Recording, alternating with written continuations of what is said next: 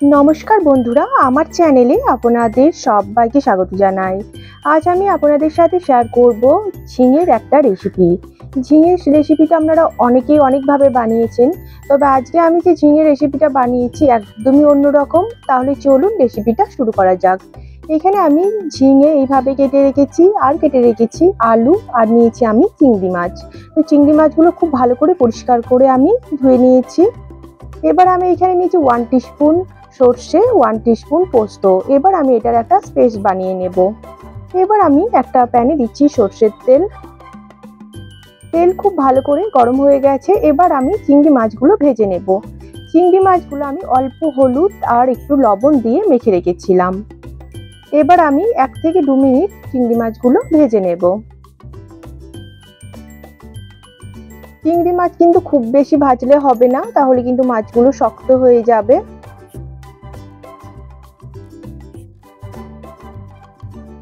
এখানে আমার চিংড়ি মাছ ভাজা হয়ে গেছে। এবার আমি ওই তেলেই ফোড়নের জন্য দিলাম কালো জিরে। এবার আমি আলুগুলো দিয়ে দিচ্ছি। এখানে আমি দুটো মিডিয়াম সাইজের আলু কেটে রেখেছি। আলুগুলো আমি 2 থেকে 3 মিনিটের মতো ভেজে নেব।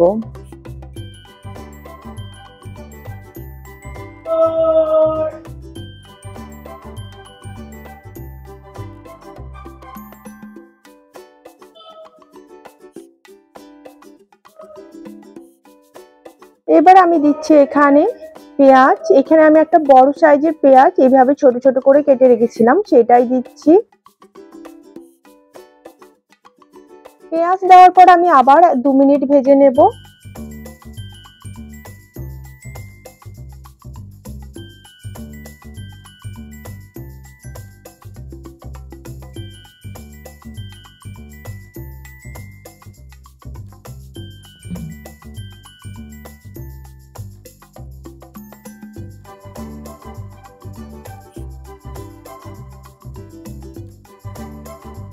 এবার আমি ঢাকা দিয়ে গ্যাসের ফ্লেমটা লো করে আমি এখানে 2 মিনিট রেখে দেব।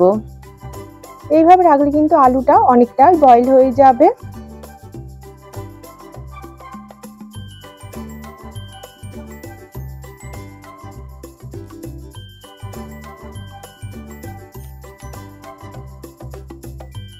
এবার আমি দিচ্ছি পরিমাণ মতো লবণ, হলুদ গুঁড়ো, কাশ্মীরি লঙ্কা গুঁড়ো, আর দিচ্ছি আমি এখানে 1/2 টিস্পুন ধনে গুঁড়ো। খুব ভালো করে আমি 1 মিনিট কষিয়ে নেব।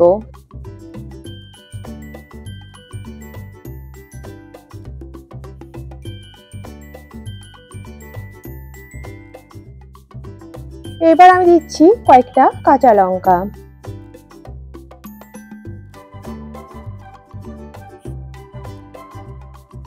ভালো করে কষানো হয়ে গেছে। এবার আমি দিয়ে দিচ্ছি ঝিঙে। ঝিঙেগুলো দেওয়ার পর আমি আবার 2 মিনিট কষিয়ে নেব।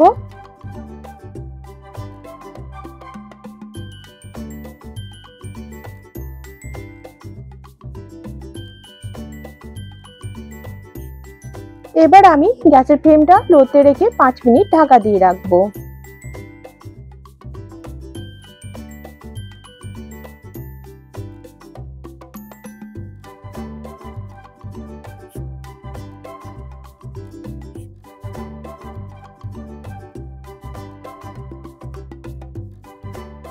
আমি আবারও এখানে 1 মিনিট ঢাকা দিয়ে রেখেছিলাম। এইভাবে কিন্তু কষিয়ে রান্না করলে আলুটা কিন্তু অনেকটাই বয়েল হয়ে যাবে।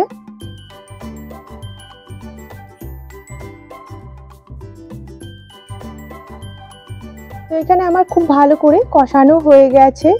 এবার আমি সর্ষে পোস্তর পেস্ট দিয়ে দিচ্ছি।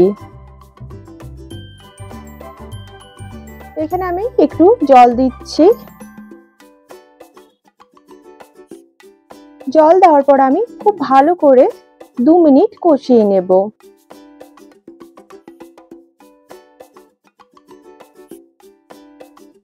এবার আমি ভেজে রাখা চিংড়ি মাছ দিয়ে দিচ্ছি।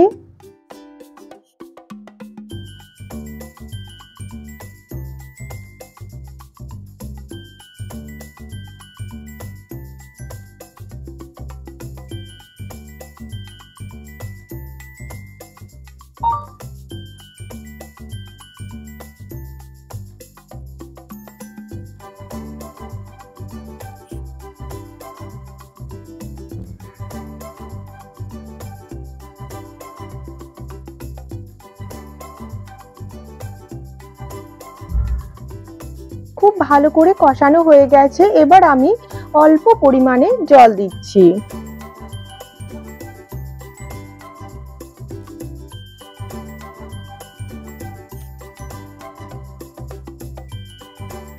এবার আমি একটা ঢাকা দিয়ে গ্যাসের ফ্লেমটা লোতে রেখে 10 মিনিট রেখে দেব।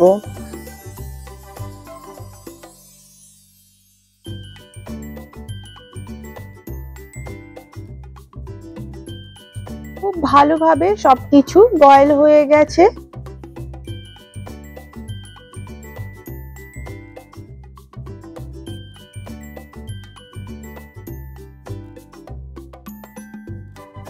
এবার আমি দিচ্ছি 1 টিস্পুন ঘি।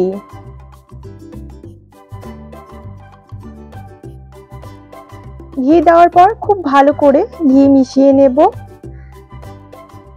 খুব সিম্পল একটা রেসিপি আর খুব কম সময়েই কিন্তু বানিয়ে নেওয়া যায়। তো এখানে ঝিঙের রেসিপিটা কিন্তু একদমই রেডি হয়ে গেছে। রেসিপিটা আপনাদের কেমন লাগলো অবশ্যই কমেন্টে জানাবেন।